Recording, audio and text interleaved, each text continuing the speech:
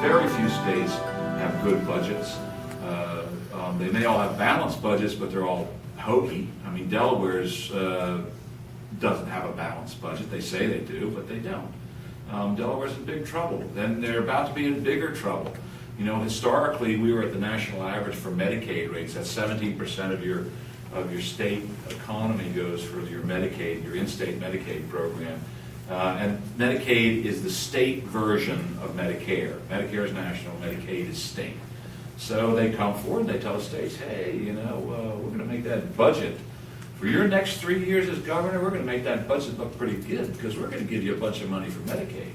And that's going to make your budget numbers real good. Now, after that, you're going to have to take over all the costs. And in order to get this money, you're going to have to raise your eligibility in Medicaid up to 138% of the federal poverty level, which is really pretty high. So there's the carrot on the end of the stick. But then again, there's the stick, which is after you're out of office and you're not governor anymore, we're going to stick it to the next guy. And guess what? The governors do that. They buy that. Well, slightly less than half of them bought it. 50 out of the 50 states, 27 have not bought it, but the other 23 have.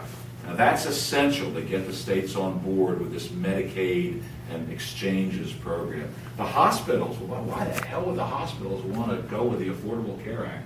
Well, because the hospitals are by law required to take every patient in and take care of them no matter what. If they have no resources whatsoever, no insurance, no nothing, the hospital may not turn them away. And those people are the ones who are going to sue you. Those people who have no resources, no insurance, nothing in their wallet, they're the ones who come in and say, do everything you can for Grandmama. Yeah, but Grandmama is a vegetable. Grandmama just had a massive stroke. I mean, she is going to die within the next 2 weeks no matter what we do. They said, I don't care. Do whatever you can. Well, about $300,000 later, Grandma dies. But you did everything you could, and you don't get sued. So hospitals all of a sudden are going to get paid for that. Well, that's a big deal to a hospital administrator. He's going to get paid for that? He's not getting paid for it now.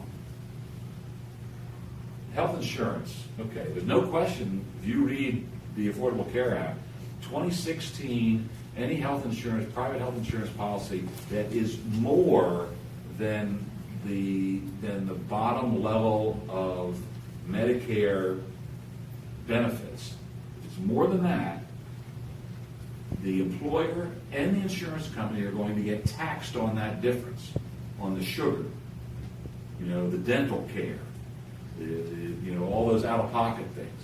In 2017, the individual gets taxed on that.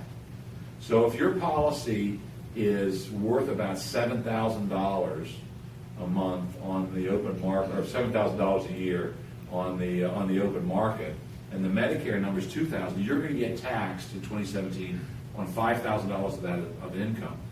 So private health insurance and employer-sponsored health insurance is simply going to go away from the standpoint of the insurance companies offering it because they're not going to have any clients.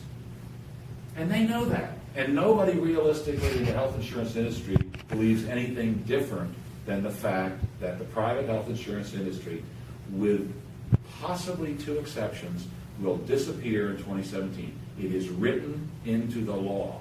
And anybody who reads it knows perfectly well private health insurance goes away.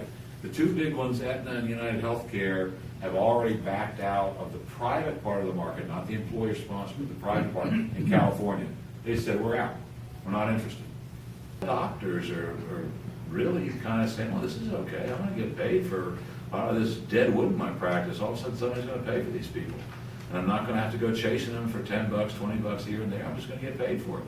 Well, that's the carrot. And so the doctors really didn't fight it too much. The 20% of doctors who were covered by the AMA were, 80% don't belong to the AMA, by the way, but 20% do, and even they were a little upset that the AMA signed on to this thing right up front, but the AMA is a lobby. You know, they're K Street, they're creatures of K Street. So they signed on to it. So employers, they're looking at this thinking, you know, it's not such a bad deal. I can drop my health insurance plan here and make all my employees go to these exchanges. and I'm not going to have to deal with this at all. And then I can set my prices according to controllable costs, as opposed to dealing with this insurance. It gets more and more expensive every year, and I can't predict. So the employers said, it looks like a pretty good deal. A lot of chambers of commerce thought, this is probably good for our individual businesses, the way it was presented. And that, that's how people look at it. They're looking at it very focused. The public thinks, great, I don't want to ever have to pay for health care. I want all the health care I can get for free whenever I want it, forever. Now, if I said to you as a group, Santa Claus is going to bring every one of you a Maserati, you'd all say, that's ridiculous. If I said to you, I'm going to give everybody all the health care they want for free forever at no cost to anybody, and you can get it wherever you want, you'd all say, yeah, that and the Maserati. I'm just not buying it.